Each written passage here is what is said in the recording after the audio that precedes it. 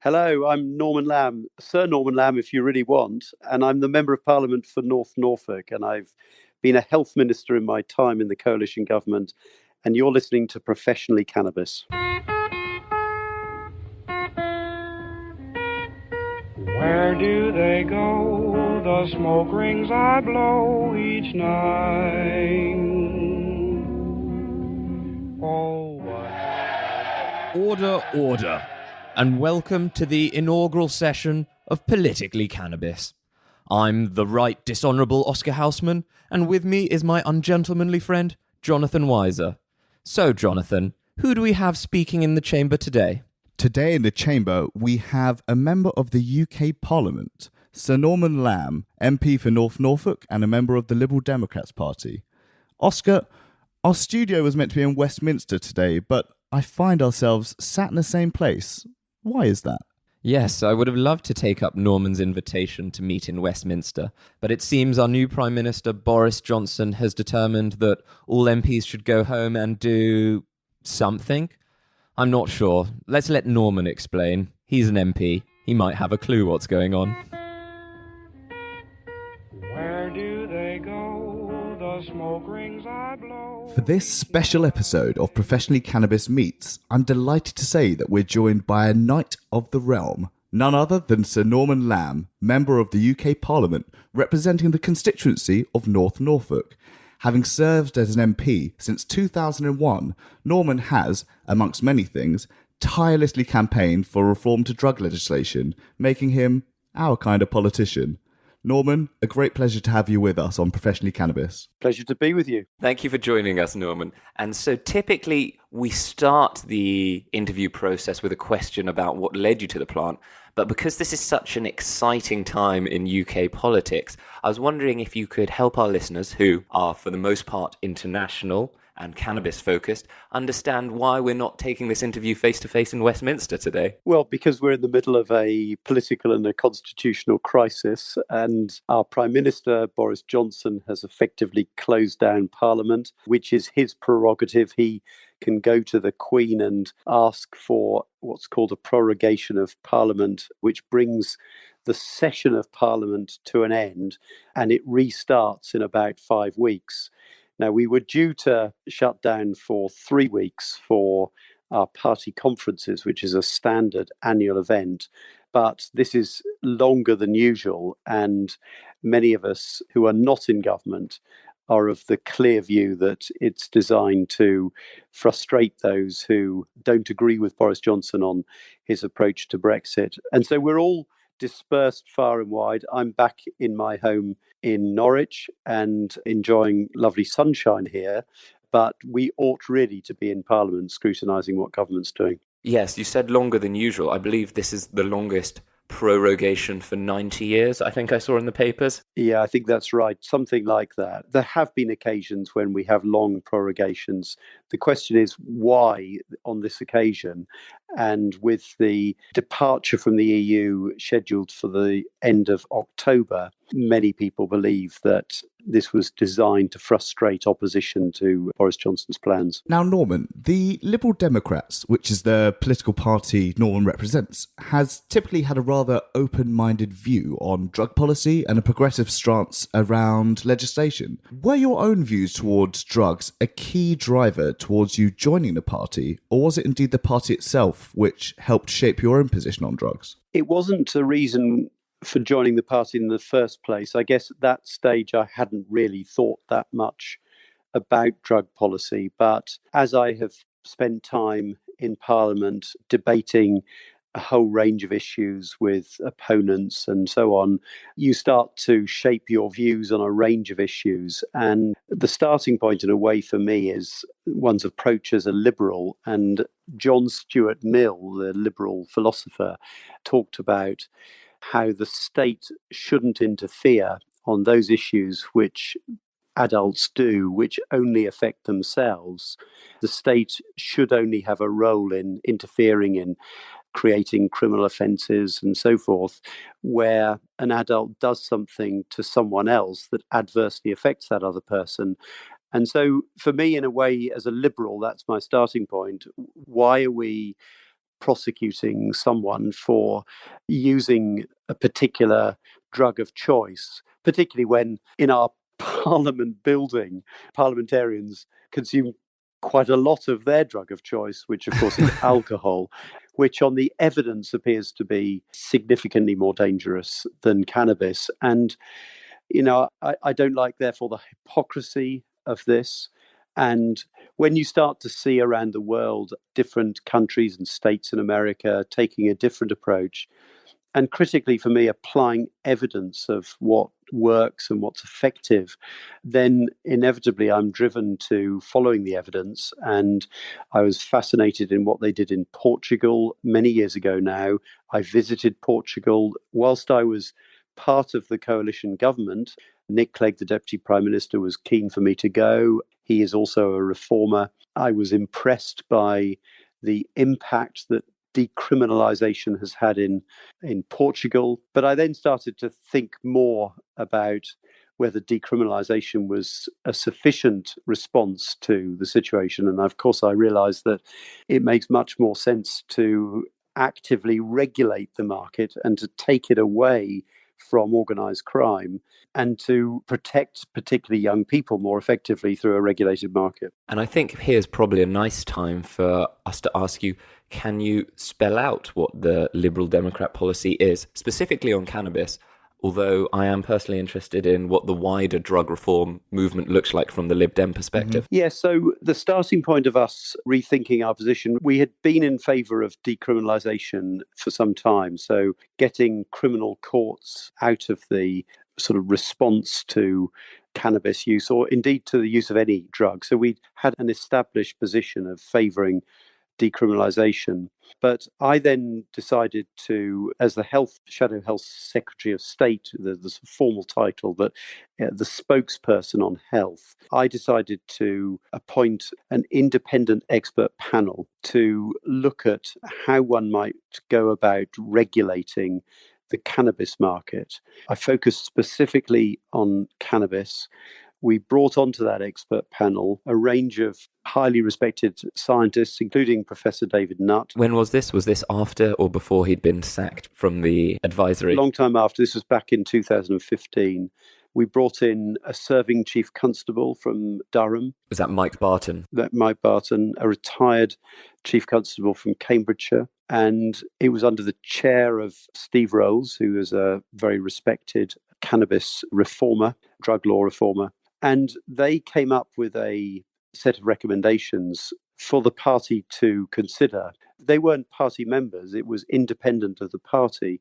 But their approach was basically to say that it is in the interests of public health, critical conclusion, in the interests of public health, not despite concerns about public health, in the interests of public health, to regulate the market, to protect in particular young people from any harm.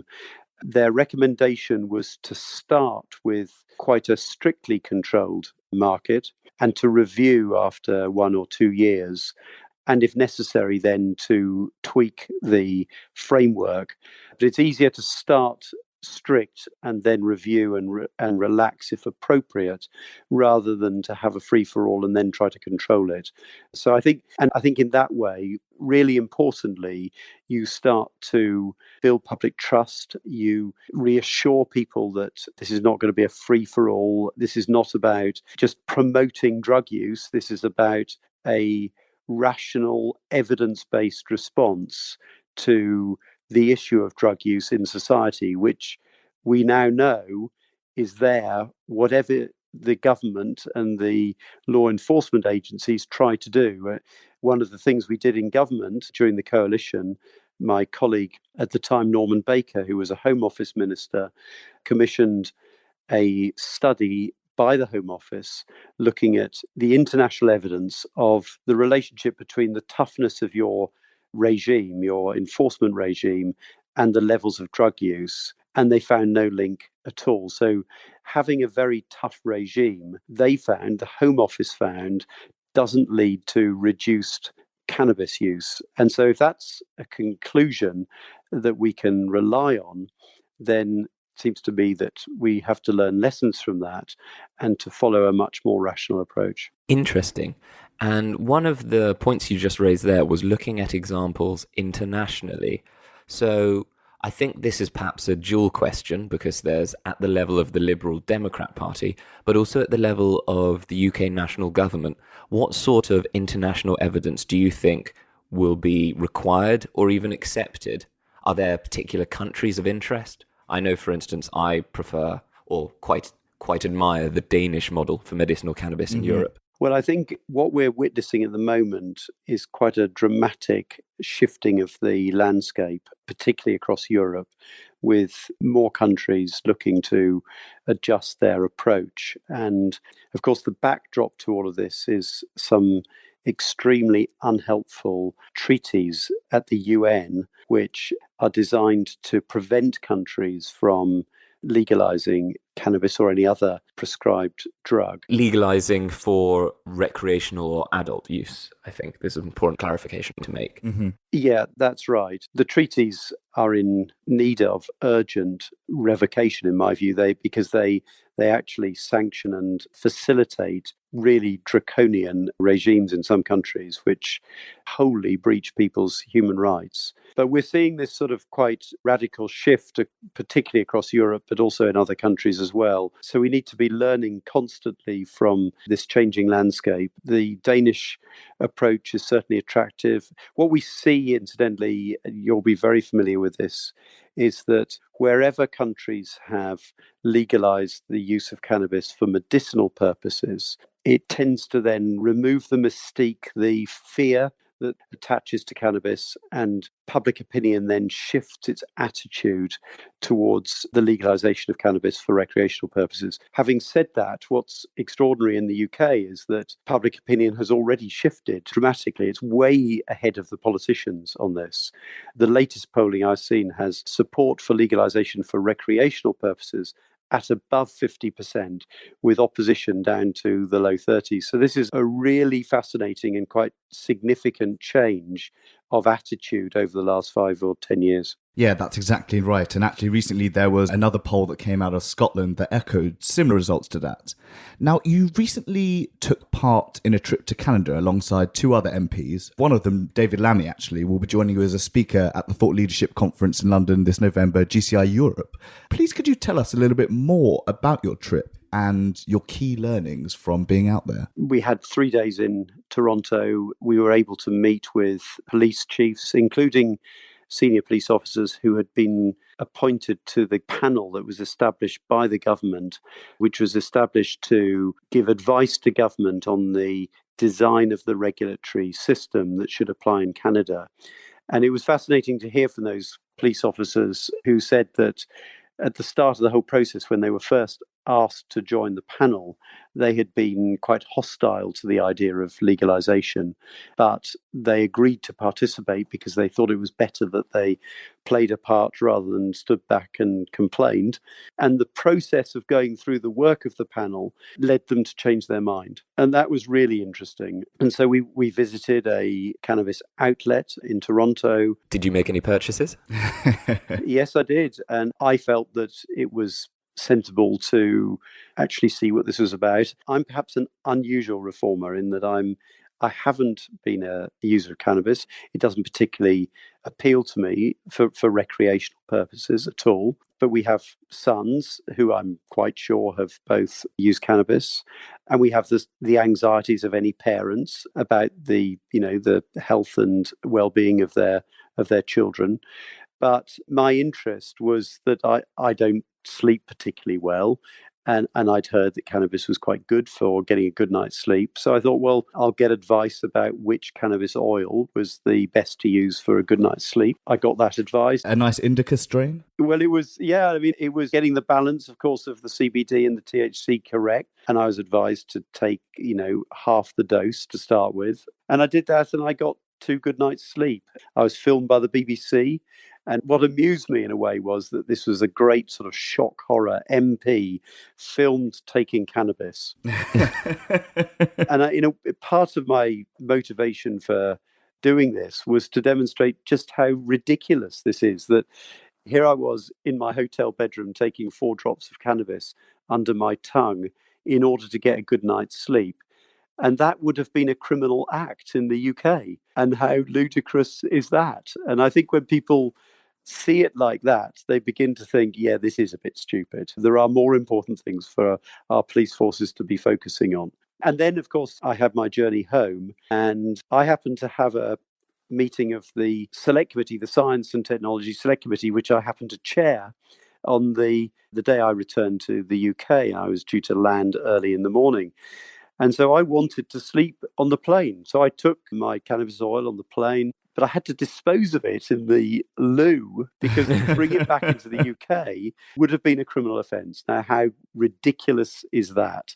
So, I wanted to highlight this to the country, as it were, through the means of the BBC, just to say, come on, let's take a more rational approach to this.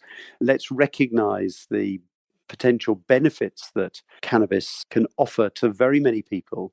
And interestingly, I've also, I've had a number of middle-aged constituents coming to see me in my advice surgery who use cannabis for all sorts of ailments, aches and pains, sometimes acute pain. They find that it's effective in addressing that pain. And interestingly, one of them described to me how the NHS had put him onto highly addictive opioids to confront acute pain. And he was frightened by the risk of becoming addicted and potentially the risk then of overdosing and death, which we're seeing on a horrific scale in the United States. So the NHS facilitates access to very addictive opiates. And at the same time, we don't allow access to cannabis for that pain relief. So again, it's a ludicrous situation. And presumably within your trip to Canada, where adult use is very much legal now, you weren't walking down the streets where on each corner there was a tannoy blasting out reggae music and children walking down the street smoking blunts or anything like that. The sky hadn't fallen in.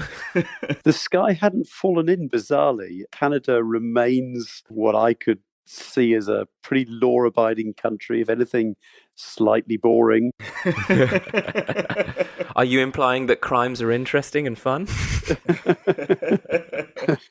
But it was sort of like they are just behaving more rationally than our parliament. I've got immense admiration for the sister party to the Lib Dems, the Liberal Party of Canada, for putting it in their manifesto, for getting elected and for getting on with legislating and doing this. And the world hasn't caved in. And now there's a very interesting debate going on in Canada on something that I think is incredibly important.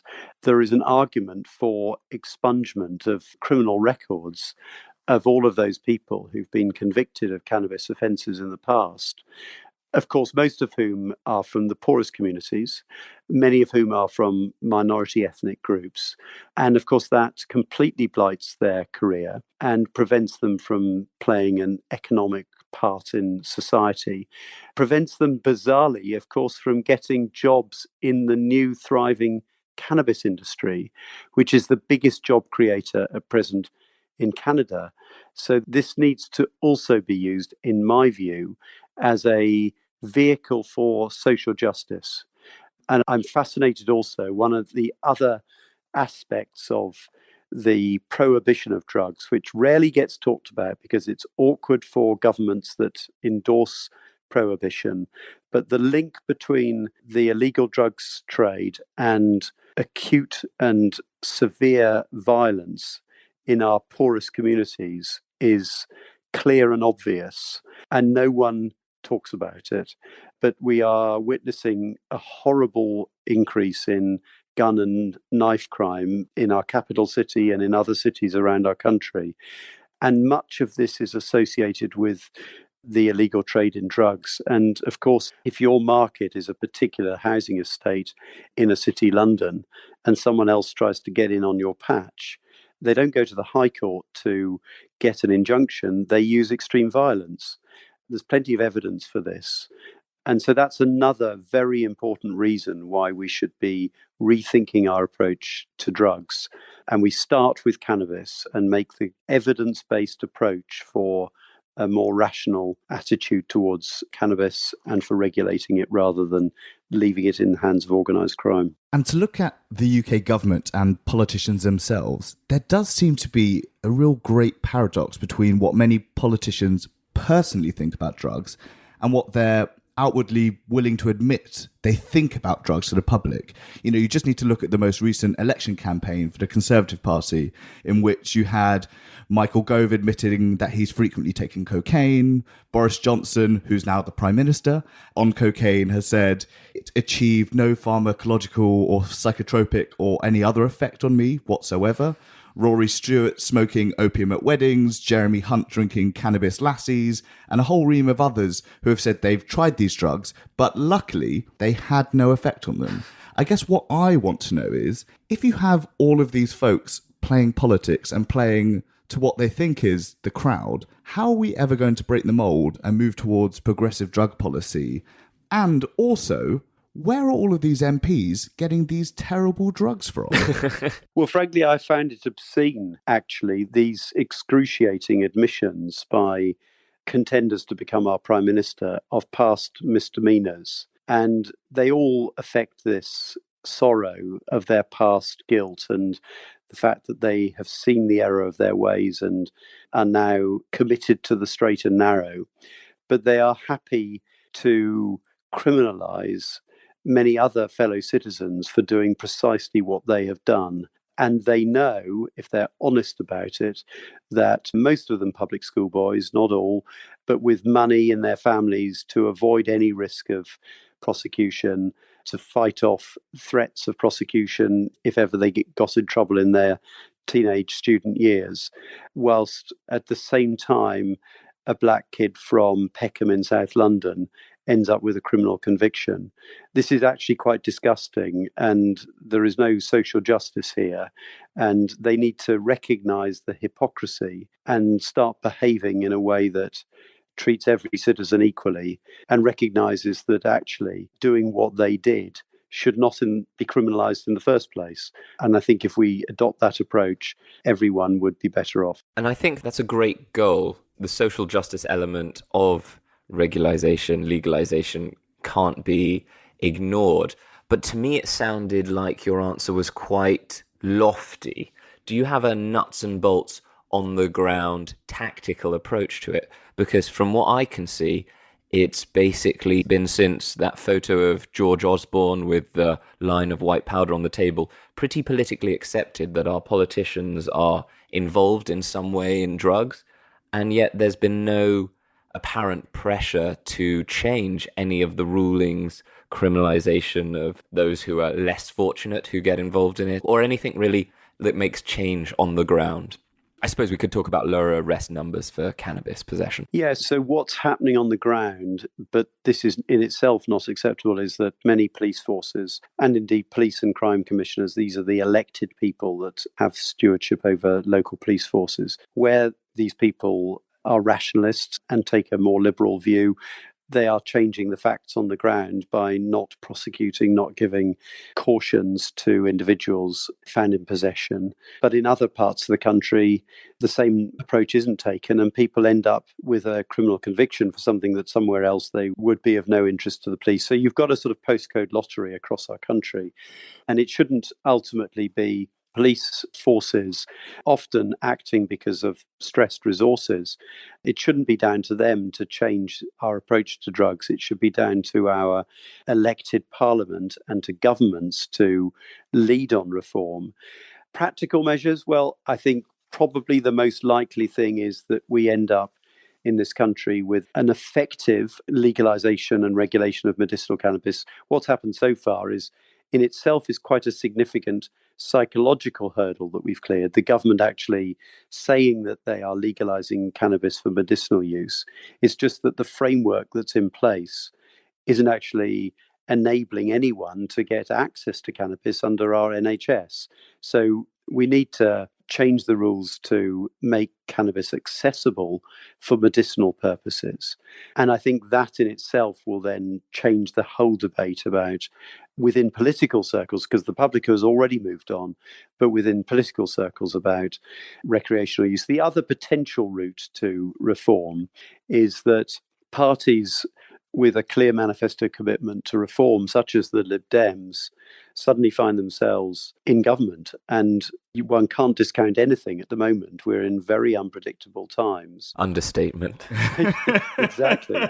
And, at the end of the Canada trip, I said to the BBC that I wouldn't be at all surprised if reform had happened on cannabis within 5 years. I just think that the pace of change now across the world has increased so much, and public opinion will start to demand it, and eventually political parties will react to that change in public mood. I think we've talked to a lot of the, let's call it the civil points around cannabis. So patient access is very important, social justice, that sort of civil liberties bent.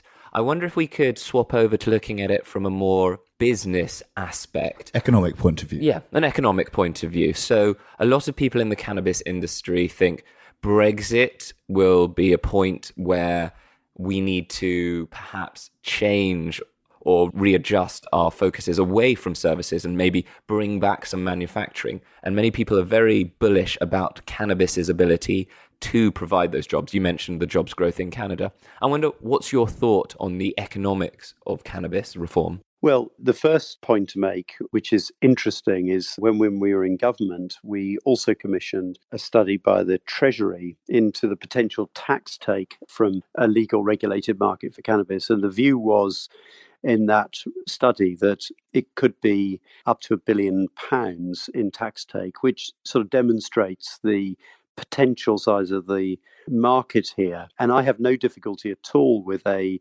responsible cannabis industry, properly regulated, as I've said. I've said that my view is you should start with quite a strict regulatory regime because you've got to build public confidence in the new system.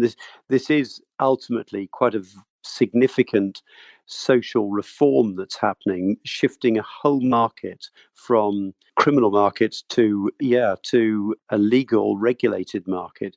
Hasn't happened very often in our history, and affecting that change without unintended consequences requires careful design. And there's a sort of continuum between one end a criminal market and the other end a complete free-for-all. And getting the place right on that continuum is quite a sophisticated exercise. If you have too strict controls, I totally understand you don't undermine the criminal market and therefore you fail to achieve your objective. If you move too far in the other direction, for example, making very potent products easily available to young people, then we risk health consequences, adverse health consequences. So you might consider taxing on the basis of potency to disincentivize? Yes, I would, which interestingly they haven't done in Canada. They've talked about it, and I think the framework could deliver that, but at the moment that's not what they've done. And our expert panel also recommended starting with a cap on potency. Now, not everyone agrees with that. They haven't done that in Canada. But I think in terms of public reassurance, that's quite a sensible, rational approach to establish a regulatory framework at the start of this. Interesting. And while we're talking about regulatory frameworks and the economics of cannabis reform, something that's cropped up in the UK media, I think especially at the launch of Crispin Blunt's Conservative Drug Policy Reform Group, is the fact that well-capitalized international cannabis companies are trying to influence the regulations here. And some see that as poachers trying to become gamekeepers. I'm wondering, how do you see the influence of what might be called big cannabis by the naysayers on the market and the regulators? Well, I think, first of all, it's inevitable that there's a clear economic interest there, and they have a stake in seeking to influence the design of the of the framework. I think in terms of reassuring the public and therefore actually achieving the goal of legalization, because unless we actually legalize, we don't achieve anything.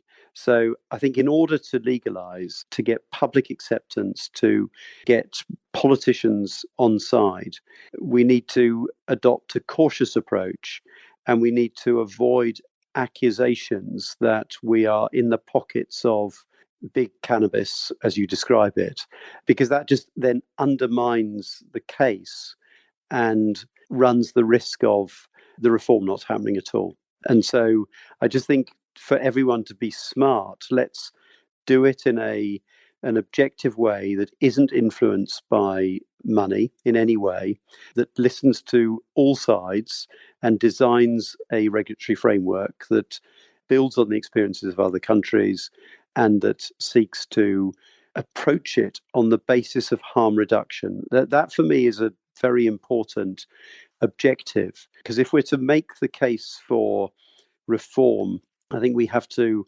learn the lessons from Canada. Justin Trudeau's argument to the public was, we are not protecting young people effectively, leaving things as they are. And there was real power and force to that argument, because, in this country, on the streets of London, you can get the most potent strains.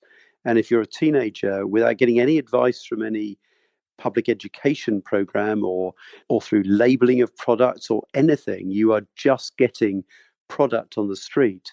You could be routinely, day by day, using highly potent strains of cannabis and potentially putting your mental health at risk.